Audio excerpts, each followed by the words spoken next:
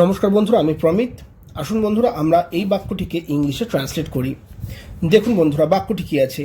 আজ আমি একটি গুরুত্বপূর্ণ ফোন কল পেয়েছিলাম। দেখুন বন্ধুরা, এখানে যে ক্রিয়া বা ভার্বটি আছে সেটি আছে পেয়েছিলাম, মানে অতীতে একটি কাজ শেষ হয়ে গেছিল। যখন অতীতে কোনো একটি কাজ শেষ হয়ে যায়, এরকম কোনো শর্ত বোঝায়, তখন সবসময় পাস্ট সিম্পল টেন্সকে ফলো করে আমাদের ট্রান্সলেশন করতে হয়। পাস্ট সিম্পল টেন্স, ওকে। পাস্ট সিম্পল টেন্সের নির্দিষ্ট স্ট্রাকচার আছে। কি স্ট্রাকচার আছে? প্রথমে আসে সাবজেক্ট প্লাস ভার্বের সেকেন্ড ফর্ম প্লাস অবজেক্ট। এটি হচ্ছিল পাস্ট সিম্পল টেন্সের স্ট্রাকচার। এবার দেখুন বন্ধুরা, আমরা কীভাবে ট্রান্সলেটটি করব। প্রথমে বন্ধুরা কী লাগবে? আমাদের সাবজেক্ট লাগবে। সাবজেক্ট কী আছে এখানে? দেখুন, এখানে সাবজেক্ট হচ্ছিল আমি। সাবজেক্টকে খোঁজার জন্য সবসময় আমাদের ভার্বকে প্রশ্ন করতে হবে। এখানে পেয়েছিলাম ভার্ব বা ক্রিয়া, একে প্রশ্ন করুন, কে পেয়েছিল? আমি পেয়েছিলাম। তাহলে প্রথমে লিখবো হচ্ছিল I, okay.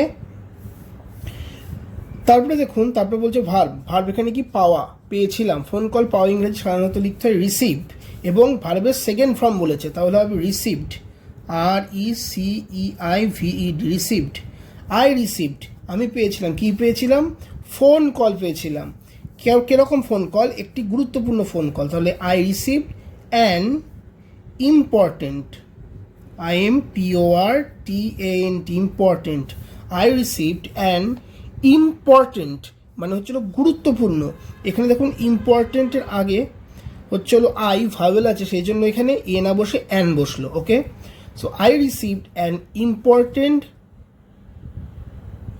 Phone call, okay.